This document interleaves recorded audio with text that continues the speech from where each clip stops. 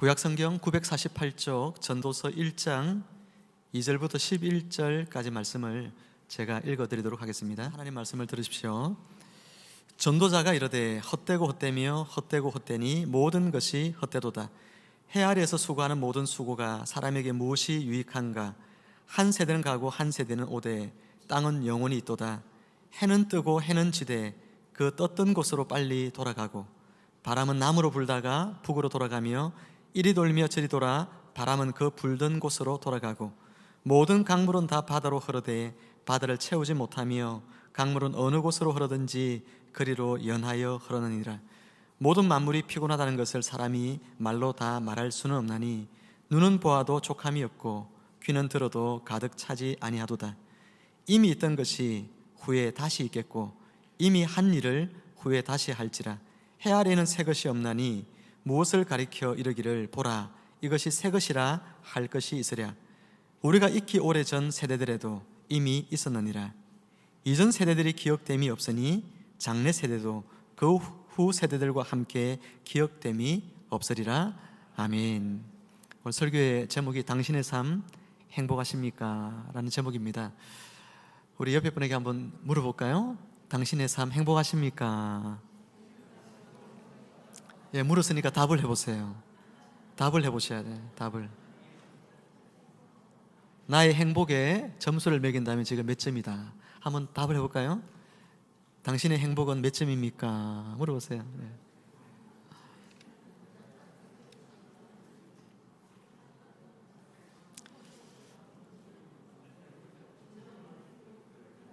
제가 보니까 우리 최복란 성도님이 행복의 점수가 100점 같아요.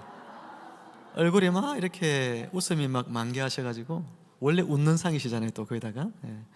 굉장히 좋습니다. 오늘 말씀을 통해서 우리가 우리의 삶을 다시 한번 점검해 보기를 바라고 행복이라는 것이 어디서 오는지 다시 한번 깨닫는 복된 시간들 되어지기를 주님의 이름으로 축복합니다. 오늘 전도서는 1절에서 이렇게 말하고 있습니다. 다윗의 아들 예루살렘 왕 전도자의 말씀이라. 이는 여러분 누구를 가리킬까요? 전도자는 누구입니까? 바로 솔로몬이죠. 전도자는 회중을 모아서 하나님의 지혜에 대해서 가르치는 그런 교사를 이야기하고 있습니다. 전도서는 인생의 허무함 그리고 참된 의미 그것에 대해서 오늘 가르쳐 주고 있습니다. 전도자는 우리에게 단순히 우리가 하나님 안에 있기만 하면 순탄하고 평화롭게 살 수 있다라고 말하지 않습니다. 여러분, 우리가 가지는 많은 착각 중에 하나가 예수님 믿으면, 하나님 믿으면 우리는 더 이상 불행이 없고 고난이 없고 행복할 것이라는 그런 생각을 가지는 경우도 가끔 있죠. 하지만 그렇지 않다는 것입니다. 하나님을 잘 믿는데 잘 살지 못하고 병들고 고난 가운데 사는 사람도 있죠. 반대로 하나님이 없다고 말하는 사람들 속에서도 보면 우리의 관점, 세상적 관점으로 바라볼 때에 그 사람들이 잘 먹고 잘 살고 오래 살고 여러분 그런 사람들이 많이 있는 것입니다. 이처럼 전도서를 보면 우리는 때때로 우리 인생을 생각해 볼 때에 사람들의 삶을 생각해 볼 때에 우리를 혼란스럽게 만드는 그런 인생의 여러 가지 부조리 그리고 인생의 허무함들을 마주대하게 되어지죠. 인생이 얼마나 여러분 부조리가 가득합니까? 얼마나 허무함이 가득합니까? 그래서 생존에 치열한 그런 전쟁터에서 우리로 하여금 진짜 행복한 인생이 뭘까? 어떻게 사는 것이 그러면 이 부조리한 세상, 허무함이 가득한 세상 속에서 행복하게 사는 것일까? 여러분 그 물음에 대하여 오늘 전도자는 우리에게 성경적인 해답을 제시해 주고 있는 것이죠. 사랑하는 성도 여러분, 어떻게 사는 것이 행복할까요? 오늘 이 말씀을 통해서 그리고 앞으로 몇 주 동안 계속 이어질 전도서 말씀 강해를 통해서 여러분 그 해답을 발견하고 오늘 말씀 속에서 나의 삶이 다시 행복을 발견하는 여러분 모두가 되어지기를 주님의 이름으로 축원합니다. 축원합니다. 오늘 본문 2절의 말씀을 보시면 전도자는 인생에 대해서 매우 도전적으로 선언하고 있습니다. 뭐라고 선언하죠? 전도자가 이르되 헛되고 헛되며 헛되고 헛되니 모든 것이 헛되도다. 헛되다는 단어가 무려 여기에 몇 번 쓰여 있어요? 5번이나 들어가 있습니다. 한 절에.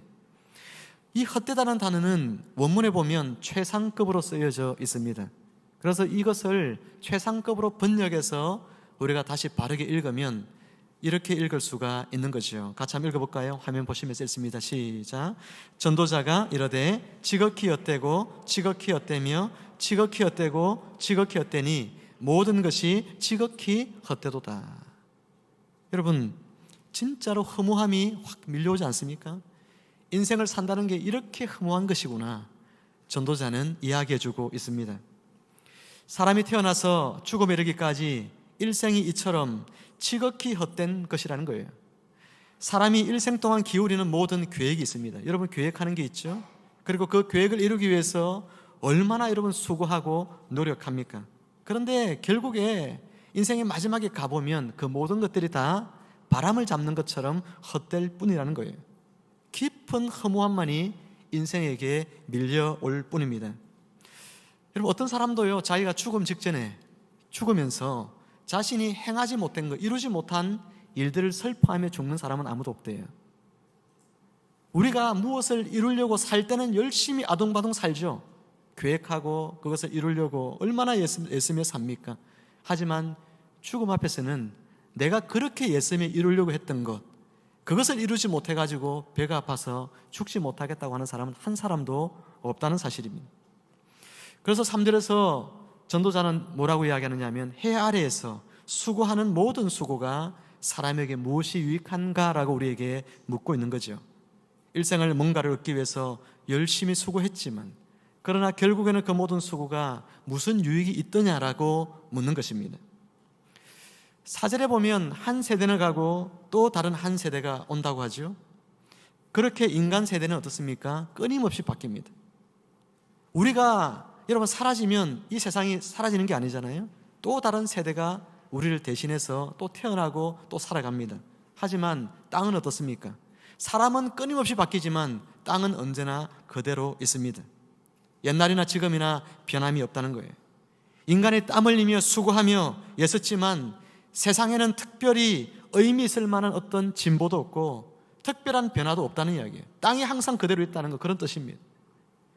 인간이 세대와 세대를 대물림하면서 엄청나게 노력하고 뭔가 이루려고 했지만, 그러나 뭐 특별할 것이 별로 없다는 사실이에요.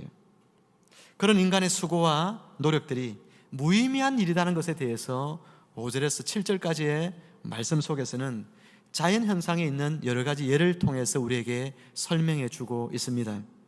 먼저 5절을 보면 뭐가 등장하냐면 해가 등장을 하죠. 해는 어디서 떠오릅니까? 동쪽에서 떠올라서 이쪽 서쪽으로 지잖아요. 열심히 서쪽을 향해 달려갑니다. 뭔가 할 것처럼. 그런데 서쪽에 지고 나면 그 다음 어떻습니까? 더 먼 곳으로 뭐 남쪽에서 떠오르든지 북쪽에서 떠오르든지 그런 게 아니죠. 또 동쪽에서 떠오릅니다. 또 열심히 달려가지만 그 다음날 어김없이 또 서쪽으로 치고 마는 것입니다. 무의미하다는 것입니다. 열심히 달려가본들 다람쥐 쳇바퀴 도는 그런 일밖에 되지 않는 것이죠. 6절에서는 바람을 이야기합니다. 바람이 자유롭게 붑니다. 남에서 불고 북에서 불어오고 바람이 불어오지만, 그러나 또 잠잠해진 뒤에 또다시 바람이 불어올 때 그 바람이 전혀 새로운 바람이 아닙니다. 어제 불어왔던 그 바람이고 그저께 불어왔던 그 바람일 뿐이라는 거예요. 특별할 것이 없는 바람이 오늘도 우리에게 불어오고 있을 뿐입니다. 뭔가 열심히 바람이 움직이고 뭔가 하는 것 같지만, 그러나 어떤 특별한 변화도 일어나지 않는 것이죠. 7절 말씀은 더 허무합니다. 강물들이 수천 년을 흘러 여러분 바다를 향하여 흘러 들어갑니다. 우리도 영산강이 흘러가죠. 또 경상도에 가면 낙동강이 흘러가죠. 진주에 가면 남강이 흘러가죠. 이 강들이 흘러 여러분 남해로 흘러가겠지만, 그러나 수천 년을 흘러왔지만 남해의 바닷물이 차고 넘쳤다는 이야기는 들어본 적 없죠. 아무리 여러분 강물이 열심히 달려가지고 바다를 향해서 다른 박질을 해갔지만, 그러나 그 바다를 채울 수 없다는 것입니다. 이처럼 우리는 해나 바람이나 또 강물처럼 뭔가 변화를 이루고 뭔가를 성취하기 위해서 열심히 여러분 일을 합니다. 하지만 해나 바람이 아무런 변화를 이루지 못하는 것처럼 특별할 것 없다는 것입니다. 특별한 변화가 우리에게 없다는 거예요. 강물이 바다를 넘치게 할 것 같이 달려가지만 뭔가를 이루었다고 할 만한 것이 없다는 것입니다. 그래서 전도자는 9절과 10절에서 이렇게 말씀하고 있습니다. 한번 같이 세번역 성경으로 읽어보도록 하겠습니다. 시작. 이미 있던 것이 훗날에 다시 있을 것이며 이미 일어났던 일이 훗날에 다시 일어날 것이다. 이 세상에 새 것이란 없다. 보아라, 이것이 바로 새 것이다 하고 말할 수 있는 것이 있는가? 그것은 이미 오래전부터 있던 것, 우리보다 앞서 있던 것이다. 아멘. 우리는 이 세상에 살아가면서 왜 열심히 살아야 하는지에 대해서 궁극적인 목적도 모른 채 열심히 공부해왔고 열심히 일을 해왔습니다. 학부모들은 아이들을 유치원에 보내고 그리고 학교를 또 보내느라 아침마다 전쟁입니다. 더 자고 싶다는 아이를 깨워서 학교를 보냅니다. 씻기고 또 옷을 입히면서 입에다가는 숟가락을 또 물려주죠. 밥을 먹고 가라고. 이런 피곤한 일상이 아침마다 반복이 되어집니다. 그런데 왜 그렇게 학교를 보내려고 안달을 할까요? 학교에 꼭 가야 할 이유가 무엇입니까? 부모에게 애를 학교에 보내야 되는 이유가 뭐냐고 그렇게 물어보면 거기에 대해서 제대로 답할 수 있는 부모가 여러분 생각보다 많지 않다는 것 알고 있습니까? 본인이 학교를 다녔기 때문에 또 학교라고 하는 이 공기관에 가지 않으면 안 될 것 같아서 이 아이를 보냅니다. 학교 와서 공부를 배우라고, 공부를 해가지고 좋은 대학 가라고, 좋은 대학 가서 좋은 직장 들어가고, 그리고 좋은 남편, 좋은 아내 만나 살아라고 뭐 그렇게 학교를 보내겠죠. 그 아이의 행복이 어디에 있을까? 어떻게 사는 것이 인생의 참된 행복일까? 그런 것을 가르치려고 여러분 교회를 보내거나 말씀을 가르치거나 그런 게 아니라 이 아이들에게 그냥 의미 없이 학교를 계속해서 가라고 이야기합니다. 뭐 때문에 가야 하는지 부모도 모르고 아이도 모른 채 말이죠. 우리는 왜 열심히 살아야 되는지, 무엇을 위해 살아야 되는지 궁극적인 목적도 알지 못한 채 오늘도 열심히 일하고 내일도 열심히 일하며 살아갑니다. 세상은 그저 우리에게 열심히 살아라 그렇게 가르치죠. 열심히 일해서 성공한 사람들, 위인이 된 사람들, 그런 사람들을 우리 앞에 표본으로 딱 세워놓고 그 사람들처럼 되라고 우리에게 열심을 강요하고 있습니다. 수고하는 일을 멈추지 말라고, 저 사람들 보면서 너도 달려가서 저 사람들과 같이 위대한 사람이 되고 성공한 인물이 되라고 이야기를 합니다.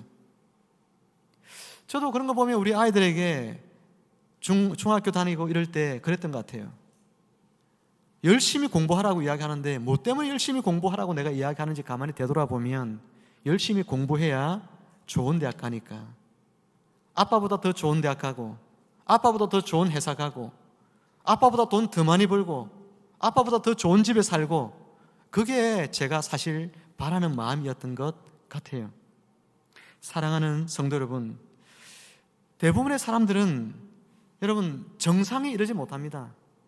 성공이라고 하는 그 자리에 대부분은 이르지 못하고 일개미처럼 그냥 죽으라 일만 하다가 평생을 그냥 보낼 뿐이죠.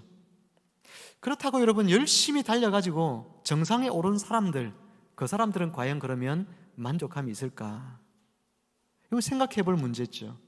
오늘 본문 8절에 보면 뒷부분에 이렇게 이야기하고 있죠. 눈은 보아도 족함이 없고 귀는 들어도 가득 차지 아니하도다. 여러분 눈은 보아도 뭐가 없어요? 족함이 없대요. 우리가 다 이루었다고 생각되는 자리에서 내가 이제 이만큼이면 충분하다라고 생각되는 그 자리에 올라간 사람들이 과연 그것을 만족하며 감사하며 살 수 있을까 묻고 있는 것입니다. 인생의 행복은 더 많이 가지면 또 더 높은 자리에 올라가면 인생이 행복할 것이라고 생각하게 만들지요. 우리라고 그것을 착각하게 만들고 세상은 자꾸만 그런 거짓된 신화들을 우리에게 보여줍니다. 지난 1, 2주 동안에 2건의 살인사건이 여러분 언론에 나왔습니다. 한 사람은 연봉이 1억이 넘는 대기업의 간부였습니다. 그런데 휴일이었던 그 휴일에 회사 사무실에서 아내를 살해하고 그리고 그 건물 빌딩 꼭대기에서 그냥 투신해서 죽어버렸습니다. 또 한 사람은 아파트 구매 문제로, 요즘 서울의 집값이 막 엄청나게 올라가고 있지 않습니까? 아파트 구매 문제로 아내와 다투다가 그렇게 아내를 살해하고 또 그도 죽어버리고 말았습니다. 여러분, 저는 이것을 보면서 그들이 지금 받고 있는 연봉이 충분하고 그들이 살고 있는 집이 살아가기에, 행복을 누리기에 보금자리로서 충분한데도 불구하고 그것을 만족하지 못한 결과 때문에 이런 일들이 비극이 일어나지 않았을까, 언론에 공표된 이야기들을 유추해 볼 때에 그런 생각이 들었습니다. 바울은요, 그리스도인의 삶의 행복의 비결이 뭐냐고 우리에게 가르치냐면 자족함이라 가르쳤습니다. 빌립보서 말씀에 보면 바울은 그런 이야기를 합니다. 내가 어떠한 형편이든지 있든지 자족함, 일체에 감사하며 사는 삶의 비결을 내가 깨달았다, 그렇게 이야기합니다. 여러분, 빌립보 여러분 교회 편지를 보낼 때 바울은 감옥에 있을 때였습니다. 지난 시간에도 말씀드렸지만 이제 재판을 받아서 그가 사형이 언도되어질지도 모를 여러분 그런 상황 가운데 있으면서도 불구하고 바울은 자신이 일체에 그런 감사하고 만족하며 사는 삶의 비결을 그는 발견했다고 이야기합니다. 그래서 감옥 속에서도 감사한 거예요. 그래서 빌립보 교인들에게 너희도 감사하는 삶을 살라고 이야기하고 있다는 것입니다. 사랑하는 성도 여러분, 타인의 삶과 여러분 자신의 삶을 비교하지 마시기를 바랍니다. 지금 있는 그 보금자리가 하나님이 주신 축복의 동산임을 믿으시기를 주의 이름으로 축복합니다. 지금 여러분이 일하고 있는 그 일터가 하나님이 나에게 주신 축복의 일자리임을 여러분 감사하며 살아가시기를 주님 이름으로 축복합니다. 우리 고3 수험생들 대학을 가는데 지금 여러분이 합격하게 될 그 대학이 하나님이 나로 하여금 나에게 가장 적합하게 보낸 곳이라고 하는 믿음으로 여러분 받아들이면 그곳에서 여러분 또 다른 하나님의 놀라운 일들을 여러분 경험하게 되어질 줄로 믿으시기를 축복합니다. 제 동생 이야기 한번 잠깐 하고 좀 말씀을 이어가기를 원하는데요. 제 동생이 그랬어요. 원래 서울대학교를 충분히 갈 수 있는 성적이었는데 그때도 시험을 너무 잘 쳐가지고 서울대학교에 조금 낮은 과는 합격할 수가 있었습니다. 근데 너무 가난해서 장학금을 받고 들어가야 했기 때문에 부산대학교 전자공학과를 지원을 했는데 그 당시에 부산대학교 전자공학과 점수가 서울대학교에 버금갈 만큼 점수가 높아버렸어요. 그래서 떨어졌습니다. 예전 같으면 4년 장학금으로 그냥 당당히 들어갈 수 있는 성적이었는데 그 당시에는 대학을 한 번밖에 지원을 못했거든. 옛날에는 학력고사 시대 때. 그래서 지원을 해서 부산대학에 합격하게 됐는데 떨어졌어요. 그래서 어떻게 했냐면 강준호 목사님, 여러분 잘 아시는 천국 가신 강준호 목사님이 그 동생의 손을 잡고 어디로 데려갔냐면은 진주에 있는 경상대학교로 데려갔습니다. 경상대학교는 그때 후기여서 그곳에 시험을 또 한번 볼 수가 있었죠. 부산대학과 경상대학을 비교하면 뭐 죄송합니다만은 차이가 좀 많이 나거든요. 본인의 성에 전혀 차지 않잖아요. 서울대 가려고 했던 친구가 경상대학을 형이 손을 이끌고 갔으니, 근데 거기에 가서 그냥 등록을 하게 됩니다. 재수를 할 형편이 안 됐기 때문에. 나중에 어떻게 됐을까요? 진주로 가는 바람에 예수님 믿지 않던 이 친구가 진주에 있는 UBF라는 선교단체에 연결해서 신앙생활을 시작하게 됩니다. 하나님 안에서 내가 왜 이곳에 와야 하는가에 대한 이유를 발견하기 시작합니다.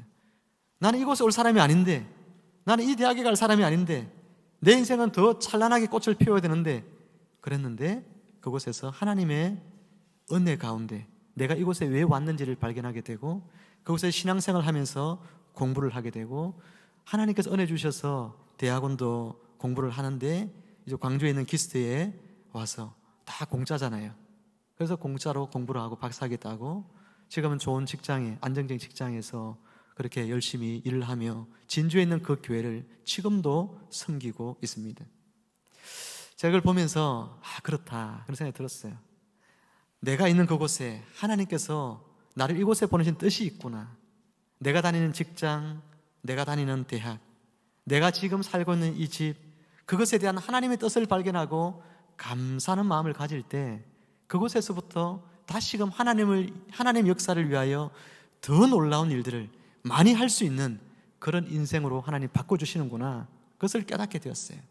사랑하는 성도 여러분, 다른 사람이 어떻게 살든 여러분의 삶을 그 사람들의 삶과 비교하지 마시기를 주님의 이름으로 축복합니다. 하나님은 이미 여러분에게 여러분이 누릴 만한 충분한 행복을 주셨다는 것, 행복을 누릴 수 있는 모든 터전을, 모든 조건들을 이미 주셨다는 사실을 여러분 믿음으로 받아들이면 지금 여러분이 살아가는 그 모든 것들 앞에 감사할 수가 있게 되어지는 것이죠. 오늘 이 사실을 믿으시고 주님 안에서 나에게 이미 복 주신 것을 감사함으로 받으셔서 자족하는 여러분들의 삶이 되어서 날마다 감사로 채워나가기를 주님의 이름으로 축복합니다. 우리 서로에게 한 번 더 축복합시다. 자족하며 삽시다. 얼마 전에 모 재벌 회장이 별세를 했습니다. 그 재벌 회장의 별세한 소식을 보면서 그는 과연 만족한 인생을 살았을까라는 의문이 들었습니다.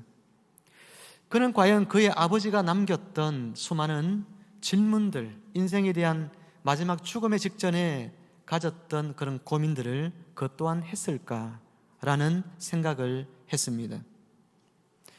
그의 아버지, 그 기업의 창업주였던 회장은 엄청난 부를 축적하고 그렇게 살았지만, 그러나 죽기 전에 인생이란 것이 무엇인가에 대한 깊은 성찰의 시간을 가졌습니다. 사람은 죽어서 어디로 갈까? 내가 과연 이렇게 죽어가지고 내가 나의 모든 삶에서 지었던 죄를 다 씻을 수 있을까? 죽음 이후에 세계가 있다면 나는 어디로 과연 갈까? 죽음 이후에 세계가 또 있을까? 이런 고민에 대해서 이런 편지를 써서 그것을 글로 남겼지 않습니까? 그런 인생의 깊은 고민들, 모든 것을 다 이룬 것 같은 사람이 내가 이제 죽음 앞에서 내가 과연 어디로 가는지, 나의 모든 죄가 씻어질 수가 있는 방법이 있는지, 이런 그런 인생에 대한 고민들을 했다는 것입니다. 이처럼 여러분 성공했다고 여겨지는 그런 사람들조차도 죽음을 앞두고서야 일생의 수고가 열심히 여러분 회사 일구면서 살았던 그것에 대해서 죽음 전에 궁금증을 가진 게 아니에요. 옛날에 내가 그 사업을 다시 시작했다면 지금은 이것이 어떻게 됐을까? 그런 의문, 그런 질문을 하나도 남기지 않았습니다. 그 아무 소용없는 거라는 거예요. 그거는 대기업을 이루면 뭐 하겠어요? 인생에 죽기 전에 허무함이 밀려오는데요. 내가 정말 잘 살았는지, 내가 죽으면 어디로 가는지, 이게 인생이 가지게 되는 궁극적인 질문인 것입니다. 참으로 인생은 자기가 살아가는 목적도 모르고 내가 무엇을 위해 사는지도 모른 채 그저 수고만 하는 인생임을 우리는 보게 되어집니다. 이와 같은 일들은 세대가 바뀌고 또 세대가 또 바뀌어도 반복이 되는 거예요. 9절 말씀에 이미 있던 것이 후에 다시 있겠고 이미 한 일을 후에 다시 할지라고 했습니다. 참으로 해 아래는 새로울 것이 하나도 없다는 말입니다. 우리가 깨달은 뭔가 새로운 것이 있다면 그것은 과거의 어느 누군가가 깨달은 것입니다. 우리가 이전 세대를 쉽게 잊어버리고 뭔가 의미 있는 것, 새로운 것을 찾아서 다시 열심히 살아갑니다. 그러나 그것은 이전 세대가 다 해왔던 것들 뿐입니다. 세대는 이처럼 오고 또 오지만, 그러나 우리의 수고에 참된 만족은 주어지지 않습니다. 그래서 전도자는 인생의 모든 수고가 헛되고 헛되며 헛되고 헛되니 모든 것이 헛되도다, 그렇게 말하고 있는 것이죠. 참으로 그렇습니다. 아무리 인생 최고의 자리에 오르고 최고의 지혜를 얻고 최고의 영광을 누려도 인생의 허무는 그 누구도 피해갈 수 없는 필연적인 운명이라는 것이죠. 우리는 흔히 남들이 누리는 것을 누리고 남들이 갖춘 것을 다 갖추고 살아가는 인생은 정말 살만한 인생일 것이라는 착각을 하면서 살아가기가 쉽습니다. 그래서 부귀영화를 얻기 위해서 인생이 열심히 얼마나 수고하고 열심을 내는지 모릅니다. 하지만 인생의 성공 여부와 상관없이 세상 일에 집착하면서 살아가는 모든 인생은 마지막에 가면 결국은 이와 같이 허무함에 부딪힐 수밖에 없다는 사실이죠. 그 누구도 인생이 겪게 될 이 본질의 허무함의 문제를 피해갈 수가 없다는 것입니다. 성공한 사람이든 실패한 사람이든 높은 자리에 오른 사람이든 그렇지 않은 사람이든 모든 인생은 다 마지막에 가면 허무함과 맞닥뜨리게 되어지는 것입니다. 인생이 진정으로 행복해지기 위해서는 무엇이 필요할까요? 내가 살아가는 목적과 이유를 알아야만 합니다. 여러분, 살아가야 될 목적, 내일도 출근해야 될 이유, 여러분, 그것이 여러분에게 있습니까? 오늘 내가 왜 살아야 되는지 그 물음에 답할 수 없다면 인생은 행복할 수 없는 거예요. 열심히 공부를 하고 열심히 직장생활을 하고 열심히 사업을 일구며 밤낮 없이 일을 하는데 내가 왜 이런 삶을 살아야 하는지 모르면서 아침이 되면 또 어김없이 학교로 가고 일터로 나아간다고 생각해 보세요. 무슨 행복이 거기에 있겠습니까? 그렇다면 여러분, 어떻게, 그리고 어디에서 우리는 내 인생의 목적과 살아가야 할 이유에 대해서 깨달을 수가 있을까요? 이게 여러분 중요한 거거든요. 무엇을 통해서, 어디에서, 어떻게 내 인생의 목적, 내가 살아야 될 이유, 그것을 깨달을 수 있느냐는 것입니다. 솔로몬은 전도서 말씀을 통해서 그것은 오직 하나님 안에서만 찾을 수 있다라고 우리에게 가르치고 있습니다. 솔로몬은 인생이 이처럼 열심히 살아서 성공과 부를 거두고 존귀한 자리에 올라 영광을 누려도 궁극적으로 허무함을 느낄 수밖에 없는 이유는 그들의 인생에서 하나님이 빠져있기 때문이라는 거예요. 하나님이 빠져있기 때문에 아무리 많은 것을 이루어도 인생은 허무할 수밖에 없는 것입니다. 사랑하는 성도 여러분, 하나님만이 우리 모든 인생들에게 인생의 목적을 부여해 주시고 살아갈 이유를 가르쳐 주시고 인생의 참된 의미를 깨닫게 해줄 수 있는 그런 분임을 여러분 믿으시기를 주님 여러분 축복합니다. 하나님께서 의미를 부여해 주시면 어떻게 됩니까? 저 들판에 피어 있는 이름 모를 꽃도 의미 있는 존재로 살게 됩니다. 누구도 기억해 주지 않는 들꽃도 하나님이 의미를 부여해 주시면 의미 있는 존재가 되어집니다. 하물며 예수님의 핏값으로 하나님의 자녀가 되어진 저와 여러분들이야 그 의미를 깨달을 때 얼마나 더 의미 있는 존재로 인생의 목적을 누리며 여러분 살아갈 이유를 이루며 살아갈 수가 있겠느냐라고 하는 것입니다. 저와 여러분들이 가치로운 인생이 되기를 바랍니다.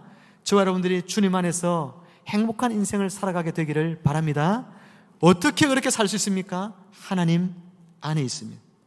하나님 그분 안에서 우리가 나의 목적, 나의 살아야 할 이유를 발견하면 인생은 행복해지고 인생의 삶들은 가치로워진다는 것이죠. 하나님과 기도로 대하고 성경을 통해서 하나님 말씀을 듣는 것, 이 단순한 삶을 우리가 반복하는 것, 그것이 우리의 인생을 행복하고 보람 있는 인생으로 만들어 준다는 것입니다. 저는 여러분의 삶이 풍성한 열매 맺는 삶이 되기를 바랍니다. 예수님께서 요한복음 15장에서 말씀하시기를 너희가 내 안에 거하고 내 말이 너희 안에 거하면 이 사람은 열매를 많이 맺는다, 그렇게 이야기했습니다. 예수 그리스도 그분과 우리가 함께 그분 안에서 살면 그 사람은 풍성한 열매를 맺는 인생을 살게 된다고 약속을 해주신 거예요. 여러분의 삶이 열매 맺는 인생이 되기를 주님의 이름으로 축복합니다. 여러분의 삶이 행복하고 보람 있는 인생이 되기를 주님의 이름으로 축복합니다. 어떻게 그런 삶을 살 수 있습니까? 하나님 안에 있으면 돼요. 기도로 대화하십시오. 내가 해야 될 지금 일들이 있다면 그 일들을 하나님 앞에 물어보십시오. 하나님, 이 일 속에 내가 수고하고 내가 노력을 하겠지만 이것이 과연 나에게 어떤 의미가 있습니까? 이 일을 하는 것이 하나님에게 어떤 영광이 되겠습니까? 라고 물으면서 여러분이 해야 될, 수고해야 될 그 일들을 하나님 앞에 내어놓고 기도해 보세요. 그리고 하나님께서 여러분에게 무엇이라고 말씀하시는지 설교 말씀을 통해 들으시고 말씀을 홀로 읽고 묵상하는 속에 하나님 여러분에게 응답하시는 음성을 들어보십시오. 그럴 때 여러분의 인생은 하나님이 목적하시는 대로 인생을 살아가게 될 것이고 그 속에 보람 있는 인생이 되고 행복한 인생이 있다는 것을 깨닫게 되어지는 것입니다. 말씀을 맺습니다. 하나님 없는 인생들은요, 헛되고 헛된 인생으로 끝날 수밖에 없습니다. 모든 것을 다 이룬 것처럼 우리 눈에 보일지라도 그 사람조차도 인생의 마지막 때가 되어지면 자신의 인생을 돌아볼 때에 허무함만이 밀려올 수밖에 없지만 하나님 안에 있는 인생, 예수님 안에 거하며 함께 있는 인생들은 결코 그런 삶을 살지 않는 것입니다. 여러분의 모든 삶의 여정이 끝나는 그날에 하나님이 여러분에게 계획하신 목적들을 잘 이루고 감격적인 순간들을 맞이하여 저 천국에 입성하는, 그래서 영원히 복된 삶을 살아가는 저와 여러분들 모두가 다 되어지기를 주 예수 그리스도 이름으로 축원합니다. 함께 기도하겠습니다. 하나님 아버지, 하나님 없는 인생은 모든 것을 다 이루어도 인생의 마지막에 허무함과 마주 대할 수밖에 없다고 하셨습니다. 우리는 하나님을 만나서 하나님의 자녀로서의 영광을 누리며 살게 해주시니 감사를 드립니다. 하나님 안에 거하며 하나님이 우리에게 일깨워 주시는 인생의 목적, 인생에 살아갈 이유들을 온전히 깨달은 대로 저희들이 보람있는 삶을 살고 행복한 생애를 살아갈 수 있도록 하나님 축복하여 주시옵소서. 날마다 하나님 안에 거할 수 있는 비결이 기도로 하나님과 대화하며 말씀으로 하나님의 음성을 듣는 것이라고 하셨사오니 하나님, 매 순간순간 하나님과 기도 가운데 교제하는 저희들 되게 하여 주시옵소서. 말씀을 들으며 또 말씀을 홀로 읽으며 묵상할 때에 하나님께서 세미하게 들려주시는 음성을 듣고 그 음성대로 따라가는 저희들 될 수 있게 축복하여 주옵소서. 그래서 우리 인생이 끝나는 그날에 허무함 앞에 서는 것이 아니라 하나님이 두 팔을 벌리며 인생을 행복하게 살아왔던 우리 인생이 더 영원한 행복의 세계 속으로 들어가게 될 때에 주님의 품에 안기는 주의 모든 백성들 될 수 있도록 하나님이 축복하여 주옵소서. 감사드리오며 예수님의 이름으로 기도하옵나이다. 아멘.